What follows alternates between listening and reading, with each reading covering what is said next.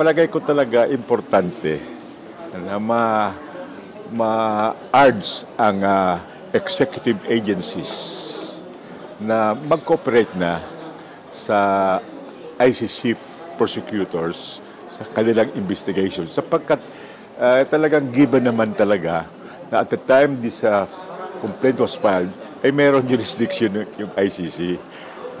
Yung subsequent withdrawal ng Pilipinas did not retroact and it was continuing yung jurisdiction up to March 16, I think 2019. So it's very clear na yung ICC investigators ay meron jurisdiction. At yung Supreme Court natin mismo ay nagsabi na may jurisdiction yung ICC investigators. Ano pa naman ang hinihintay natin? Ipakita natin sa buong mundo na tayo ay hindi renegade at tayo ay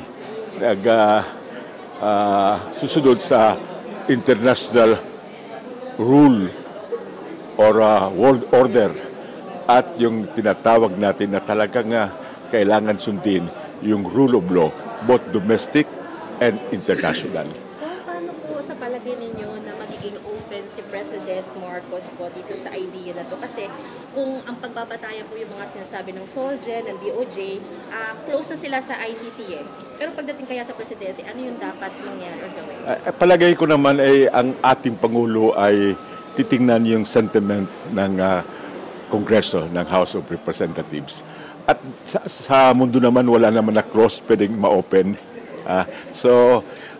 Yung mga executive agencies ay pwedeng magpalit ng isip.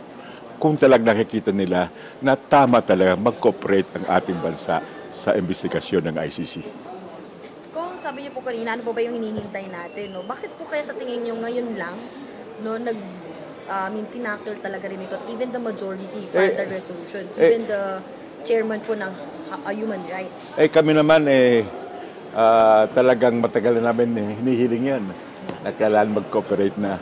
Palagay ko may mga pagpapalit sa pananaw ng majority na talagang kailangan na sundin natin ang rule of law at yung world order na kailangan mag-cooperate fully ang ating bansa sa investigasyon ng prosecutors ng ICC.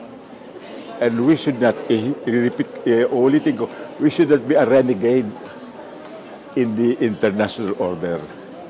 Ano po kaya, sir, sa tingin niyo yung dahilan na nagpudyok po sa majority na nagpalit nga po yung kanilang pag-iisip tungkol nagbago? Your guess is as good as mine. Ano yun, sir? Kayo na mag-articulate na sa isip niyo. Ano po ba yun? Ano ba yung naiisip ninyo, sir? Well, sa palagay ko, wala naman talagang pananaw, wala naman talagang programa, o wala naman na intensyon na hindi nagpapalit. Palagay ko, merong mga talagang valid reasons kung bakit kailangan magpalit ng desisyon ang administrasyon. May kinalaman din po kayo support sa leadership. May kinalaman din po kaya ito dun sa kasunod kasi po ng resolution ng support sa leadership. Matapos nga pong parang dungisan kumbaga ni dating Pangulong Duterte yung yung Kamara. Wala, sa aking pananaw, sinusunod natin lang ang rule of law. Kasi mahirap naman sabihin ko sa inyo na yung hindi ko talaga alam completely. Mayroon din akong hinala, pero hinala lamang yan. But gusto kong sabihin lang, we follow the rule of law. Kung talagang susunod natin ang rule of law, kailangan tayo mag-cooperate sa ICC investigators.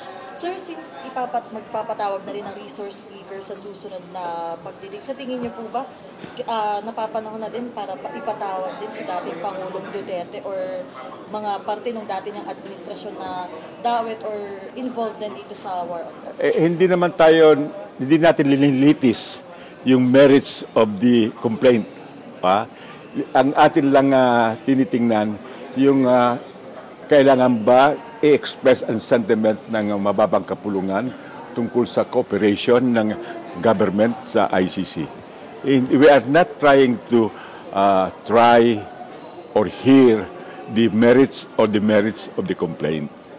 All that we are urging is the cooperation of the government with the ICC.